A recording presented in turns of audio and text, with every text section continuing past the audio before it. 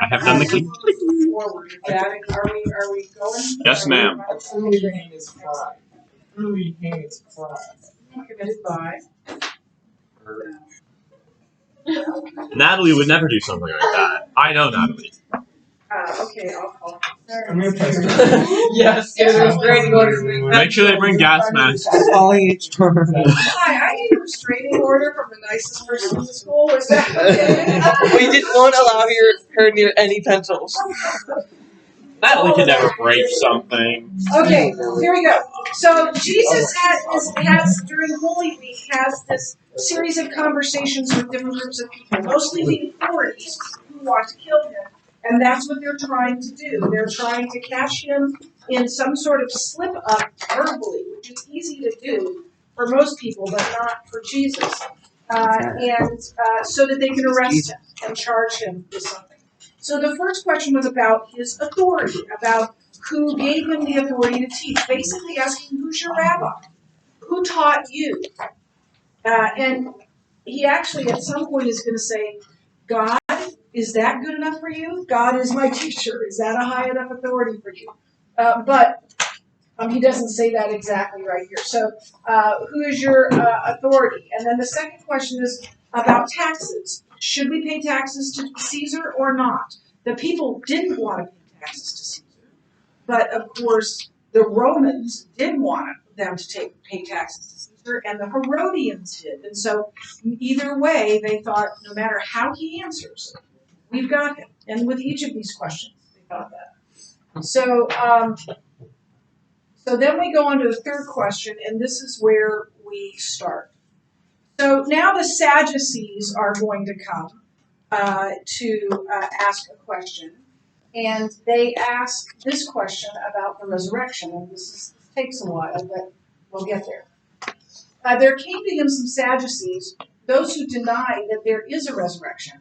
And they asked him a question saying, Teacher, Moses wrote that for us, that if a man's brother dies, having a wife but no children, the man must take the widow and raise up offspring for his brother. Okay, that sounds weird, right? So let me explain it to you. This is actually in the law. Makes sense. I know it's in Deuteronomy. It may be in Leviticus as well. It's called levirate marriage, Levirate marriage. This is why when you read in Ruth, when Naomi says, I don't have any more sons, and I'm too old to have more sons, and even if I could have more sons, would you wait for them to grow up and to marry you? And you read that and you go, what? You're still going to go, what? With the levirate marriage, but I'll explain why it is. So levirate marriage was a law that said if there's this couple, right, and the man dies before they have children or before they have a son or without having a son, and that man dies, then one of his brothers or his nearest kinsman needs to marry that woman. Now, why would God do that? There are a lot of laws in the Old Testament that we don't understand because we don't understand one important thing. God is in the business of protecting, especially those who can't protect themselves. And an unmarried woman with no son had no way to protect herself. So that law was made to protect. And I would invite you to look up the words widow, alien, and orphan. Alien means sojourner is what the ESV calls it. And a foreign person in your land. Over and over again, God commands the Israelites to take care of those who can't take care of themselves. Widows, orphans, and aliens. Those not aliens. Those in the country that can't think of the refugees that came from Afghanistan. By the way, we had 32 baptisms at our church across our campuses yesterday, and the last one at our campus was an Afghan refugee. And I was already crying, and somebody told me that. And it's like that I was bawling. How beautiful. Anyway, no. It was a Ukrainian refugee. so he's that's what he's saying. That's what they're asking. Like if this guy dies and his wife doesn't have a son to take care of her, then having wife but no children, the man must take up and raise the offspring for his brother. Now, there were 7 brothers. This is not a true story, and it becomes really obvious really quickly. Now, there were 7 brothers. Oh, you just missed the entire explanation of levirate marriage, and it was brilliant. You would have given me a raise. Now, there were 7 brothers. The first took a wife and died without children. And the second and the third took her, and likewise all 7 left no children and died. Now, first of all, this woman's a bad bet. If she goes through 8 husbands, right? So the first one is 7 brothers. Something's going on here, right? This is a black widow or something. But so obviously this is not a true story. They're making it up to try and trip Jesus up, because how's he going to answer this one? She's been through 8 husbands. Afterward, the woman also died. In the resurrection, therefore, whose wife will the woman be? If she had 8 husbands, who's she going to be married to in heaven? For the 7 had her as wife. I thought there was a first husband and 7 brothers. But anyway, any way you slice it, there's a lot of husbands. So whose wife will she be in heaven? Okay, what's ironic about the question itself? They don't believe in the You don't resurrection. believe in the resurrection. And I mean, I'm trying to, Same devil's advocate. Well,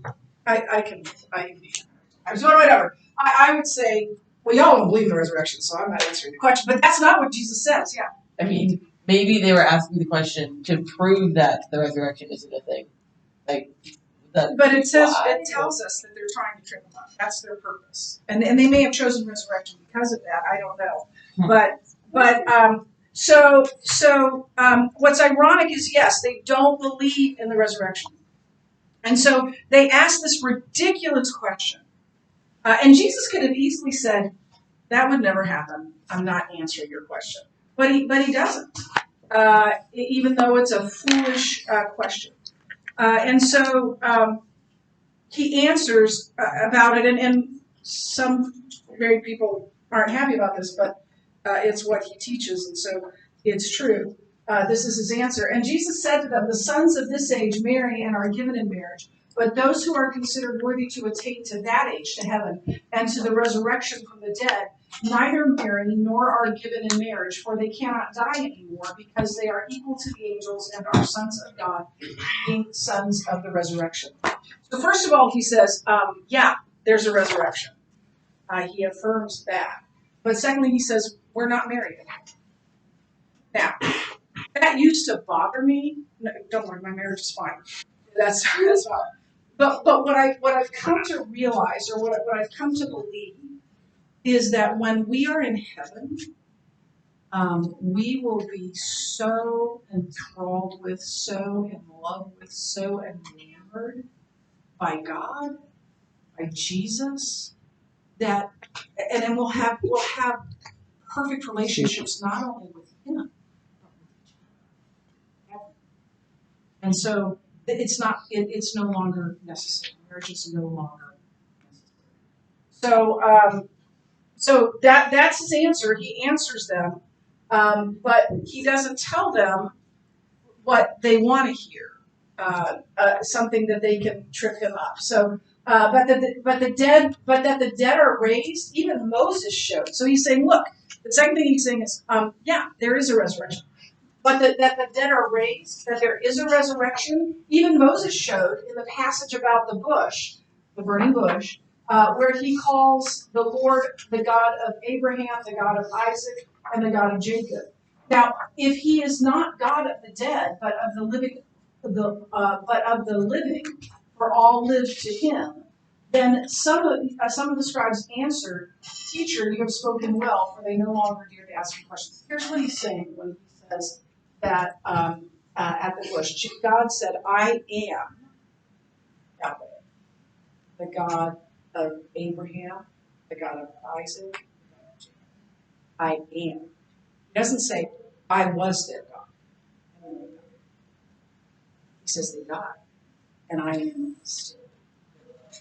They are still living after death. And so that's why Jesus chose that particular passage to show that that there is a resurrection. So he answered both. The first one is there is no marriage in heaven, and the second one is, and yes, there is a resurrection. And he uses scripture to prove it. Brilliant. And then the fourth question is about Jesus and the commandments. So here's the question in this one. And one of the scribes came up and heard them disputing with one another, and seeing that he answered them well, asked him which commandment is the most important of all. Now, I don't think this guy's trying to trip Jesus up. I think this guy's asking a genuine question because he wasn't already there. It says he kind of wandered into this conversation. And so now I suppose it's possible, but he ends up saying, Master, you have answered well. And so I think this is just a conversation that everybody who was trying to trip him up needed to hear, especially his answer about loving one another. And obviously they are not doing that to Christ. So what's the most important commandment? That's something that rabbis would argue about. What is, of all these laws, and I'm in Deuteronomy right now, as you know, and it means second law. So they give the law, and then they give the law again. And it's really Deuteronomy. You're going to hear about this on Thursday. I'm speaking on Thursday. Deuteronomy is primarily Moses speaking to the people and repeating everything that God told them to do just before they go into the Holy Land, because he's going to die before they go. And so they would argue about, okay, which one is the most important? Which one is the greatest commandment? And of course, Jesus, being God, knew exactly which it was. Jesus answered, just didn't take any time at all. The most important is, Hear, O Israel, the Lord our God, the Lord is one, and you shall love the Lord your God with all your heart and with all your soul and with all your mind and with all your strength. The second is this, you shall love your neighbor as yourself. There is no other commandment greater than these. You know what Augustine said? Augustine said this. So Jesus is telling us that the most important commandment is for us to love God, and that the second one is to love one another. St. Augustine said this, love God, and then do as you please. What does he mean? Yeah. Love God, everything will come naturally after that. So if you do as you please. Exactly. Yeah, if you love God, it will please you to please God, to live as God intends us to live. So our greatest commandment, which is from Deuteronomy 6, is to love God with everything that we have, with all that we are, and with everything that we have. And then the second one is to love our neighbor as ourselves, to love others as well. Oh, I didn't read this part. And the scribe said to him, You are right, teacher. You have truly said that he is one, and there is no other besides him. And to love him with all the heart, and with all the understanding, and with all the strength, and to love one's neighbor as oneself is much more than all whole burnt offerings and sacrifices. And when Jesus saw that he answered wisely, the scribe answered, by the way, a scribe was a teacher of the law. So he was a teacher himself. He said to him, You are not far from the kingdom of God. And after that, no one dared to ask him any more questions. They figured out that they couldn't argue with God. Everybody was God, but they figured it out finally. Now, Jesus takes the initiative. He reveals the ignorance of the Jewish leaders. They don't understand who he is, and they are confounded, but they still don't get it. The fact that they're going to arrest him and kill him shows that. But at the same time, the common people accepted him gladly, and the great throng heard him gladly. So the leadership is trying to trip him up and to kill him, and the people are like, this guy's great. We love him. Now, again, they're going to change their minds, a lot of them, in a few days. And so then it also revealed their hypocrisy. That while claiming to be godly men who loved God, they were trying to kill someone who was innocent. And then later, Jesus is going to launch into his most scathing teaching against a denunciation of the Jewish leadership, and in fact, Matthew devoted an entire chapter 23, in his gospel to this. And so, by the way, this is taken from the Mount of Olives, and you're looking down to the valley, the Kidron Valley, and then this here, this is the Dome of the Rock. This is a mosque. That's where the temple stood. That mosque stands right where the temple stood. All that's left of that temple is a portion of the outer wall. It's called the Wailing Wall. It's a holy place revered by Jews. So in this, and I don't think, we're not there yet. In that scathing denunciation of the Jewish leaders, Jesus called them rebuked them, calling them a number of names. He called them hypocrites, blind guides, fools, whitewashed tombs filled with dead men's bones, so beautiful on the outside, dead on the inside, murderers, serpents, a generation of vipers. I mean, I don't want to be called any of those. You want to be like, you viper, you whitewashed tomb full of dead men's bones. He said that they would strain out a gnat while swallowing a camel. He said that they were filthy. He said that they were murderers, and they in fact. And why? Why was Jesus so angry at them? Do you think it's because he opposed him? Yeah. Like, this is a really answering question, but do you think he was like mad at them? One, because it was true, but also because he wanted like that hour to come, like for them to already know this guy. I've never thought of that. I think it's possible, but I think there's a more immediate reason, and that's that he is. Remember when Jesus said it would be better for a man to have a millstone, which was this huge stone, wrapped around his neck and thrown in the sea, than he would lead one of these children. He's saying it's better that you be thrown into the sea with a big rock around your neck than you lead one of my children. What is the Jewish leadership doing? What have they been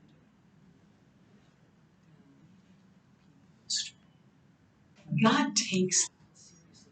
It's one of the reasons why I take what I do every day so seriously.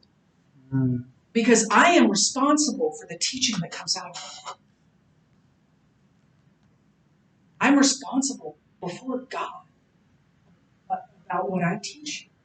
And if I teach you something that is untrue, that's on me. And that's what these leaders were doing. They were leading people astray. Now, Jesus was working to overcome what they were doing, what they were them leading others astray, and he's going to do even more to overcome it when he dies on the cross. But I think that is the main reason why he was so angry. So now let's go to Jesus teaches on the Mount of Olives.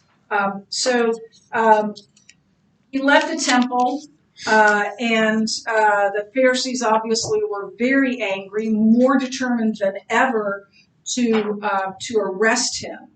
And then when with his disciples, as they're leaving the temple, I think it was Peter. Peter usually was the one to speak up, so let's say it was Peter. Said, "Look at this magnificent building. This building is the best building ever. It's just amazing."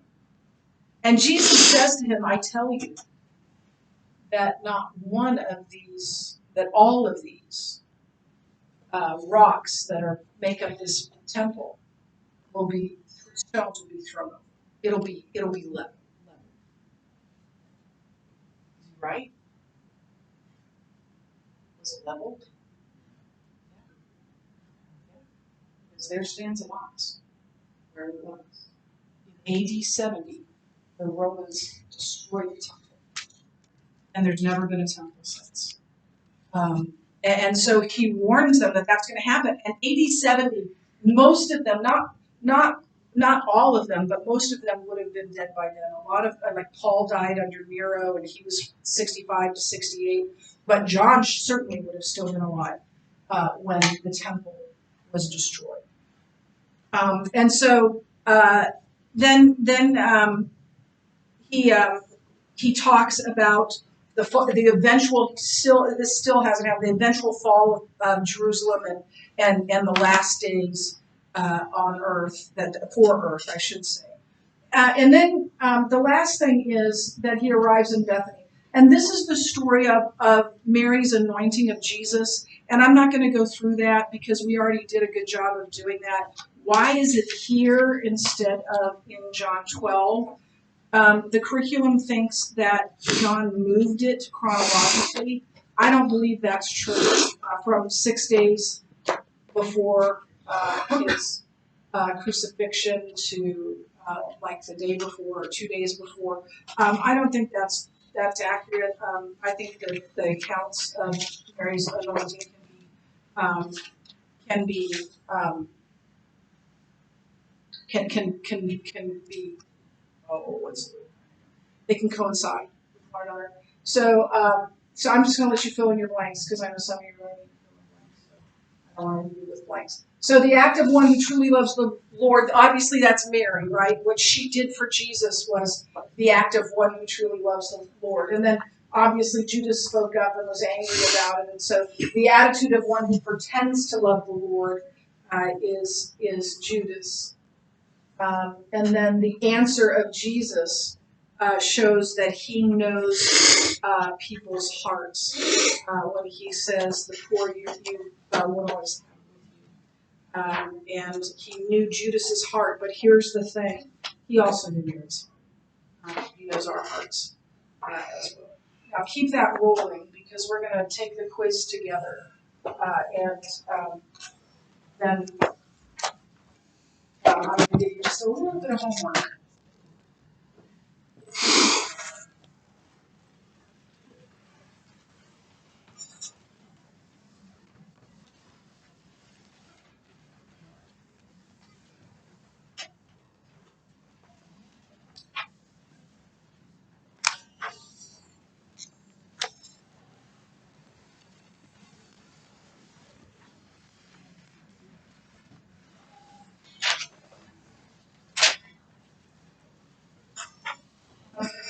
Forward and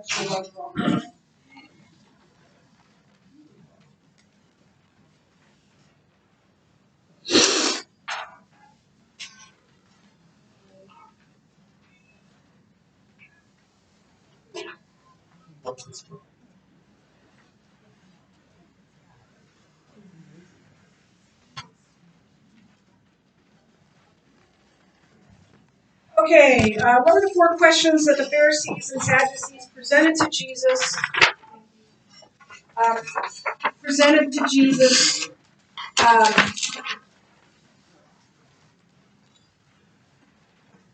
In an attempt to trip him up and therefore allow them to accuse him of error.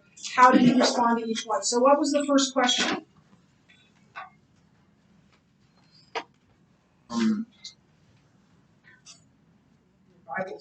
Who taught you? Yeah, right. So by what authority do you teach these things? By what authority do you teach these things?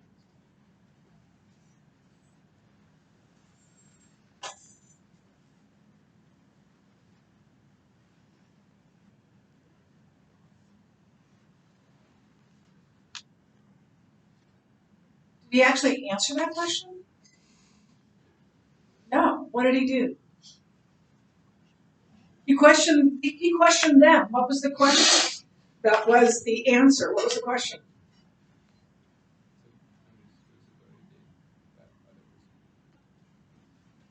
Yeah, who's the other person? Baptizes. Yeah, there you go. Was John's baptism from men or from God? And of course, then he says, when they say we don't know, he says, "Well, I want to answer you either." So that was kind of his answer. So, was John's baptism from men or from God? What was the second question? Should we pay taxes? Right. Is it lawful to pay taxes to Caesar? Is it lawful to pay taxes to Caesar?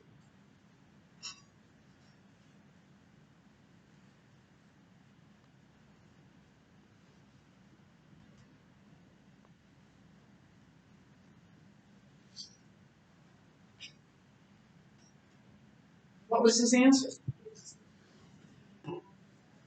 Give to Caesar that which is Caesar's, and to God what is God's. Give to Caesar that which is Caesar's, and give to God what is God's.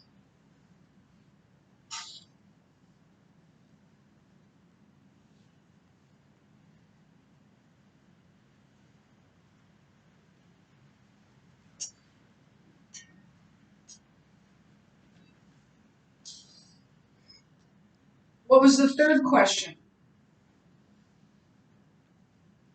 About all the husbands, right? The 7 husbands of the same woman. Who will be her husband? So in the yeah. resurrection? So yeah, in the resurrection, whose wife will the woman be? The woman who had 7 husbands.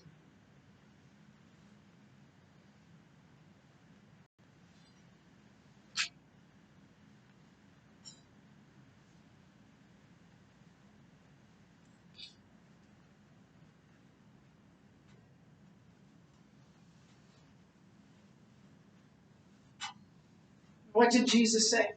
None. They won't be new in heaven and also the Right. There is no marriage. And as a tag on, he there is resurrection. So there is no marriage in heaven.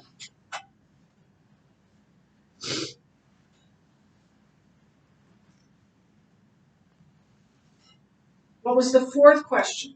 It's the most important commandment. Yeah, what's the first and most important commandment? Of all those hundreds of commandments, which one is the most important? Which is the first and most important commandment?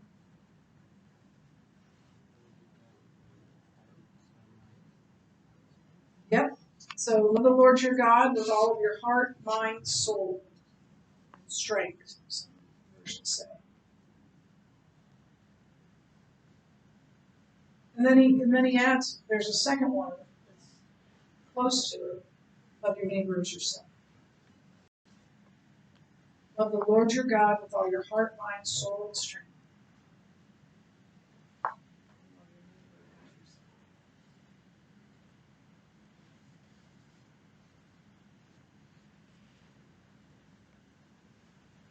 Okay, number 9, Christ died at his house in Bethany. Yes.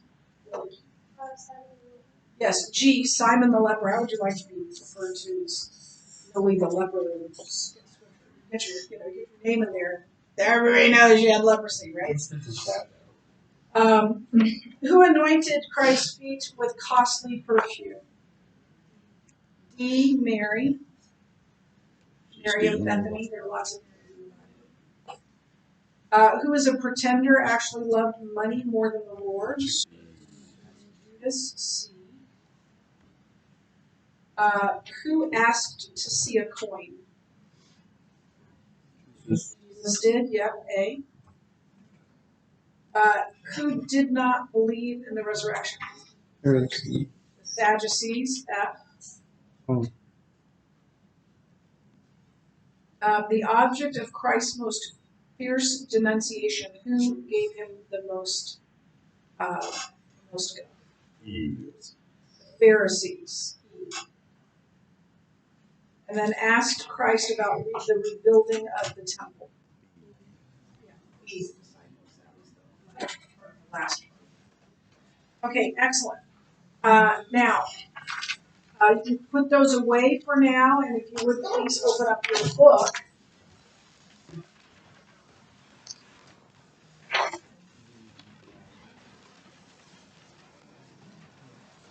Page 28, and your homework, in case the bell rings, is the homework for chapter, or the student work for chapter 28.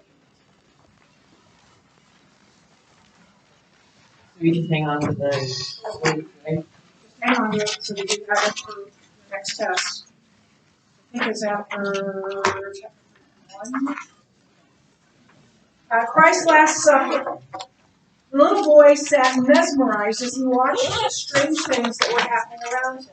The members of the small church to which his parents belonged were celebrating the Lord's Supper, or communion, as some people call it. The men and boys of the church sat at a long table on one side of the small church. The women and girls of the church sat at a similar table on the opposite side of the basement. In front of each adult at both tables was a plate. Serving plates held stacks of light bread. Serving bowls contained a gravy-like liquid that they called masat. After a prayer of thanksgiving, the adults dipped the slices of bread into the masat, placed them on their plates, and ate them. The little boy recalled thinking how gross the gravy must have tasted. After everyone had eaten their sop-soaked bread, the preacher directed them to the next part of the service. Every other adult bent down and began to wash the feet of the person sitting next to him, and then dried them with a towel. This ceremony continued until every church member's feet had been washed by someone.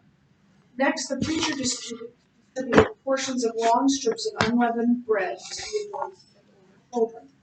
The little boy recognized these bread strips because he had seen his mother baking them earlier that day. Then the preacher spoke for a few moments and read some verses of scripture. Then everyone ate the strips of bread. Finally, they each drank some grape juice from little tiny glasses. The little boy didn't understand much of what was going on, but he knew that it was a time during which the adults were very serious and thoughtful.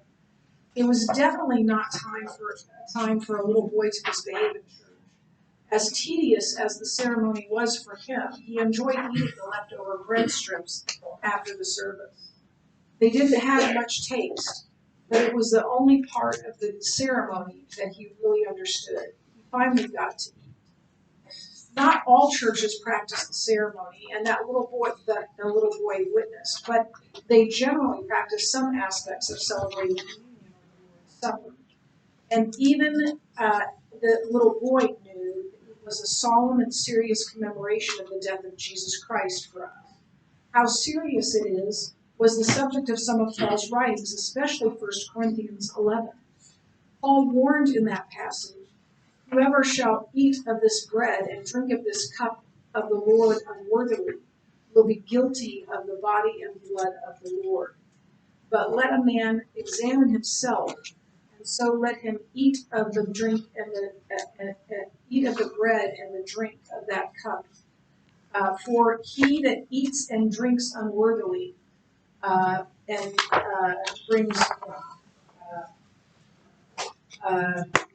brings sin on himself, not discerning the Lord's body."